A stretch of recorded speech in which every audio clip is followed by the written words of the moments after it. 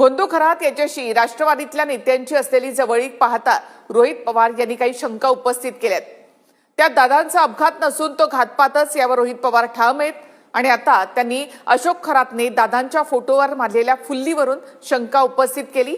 त्याचबरोबर आणखी एका बड्या नेत्याच्या फोटोवर फुल्ली मारल्याचा दावा रोहित पवार करतायत। आता महाराष्ट्रामधला तो बडा नेता कोण ज्याच्या फोटोवर फुल्ली मारण्यात आली असा दावा रोहित पवार करतायत। रोहित पवारांच्या या दाव्यानं राजकीय वर्तुळामध्ये खळबळ माजली।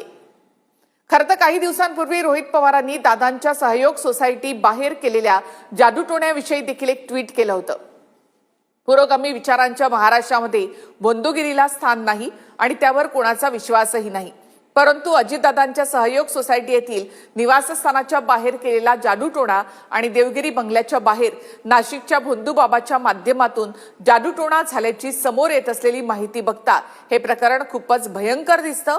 नाशिकच्या भोंदूबाबाने हा जादूटोणा केला तर मग या भोंदूबाबाला भोंदूगिरीची सुपारी देणारे राजकीय राक्षस कोण हे आधीच रोहित पवारांनी हे ट्विट केलं होतं आणि आज फोटोवर फुल्ली मारल्याचा दावा रोहित पवार यांनी केलाय। त्यामुळे एकूणच या बातमीनं राज्यामध्ये खळबळ माजली आहे।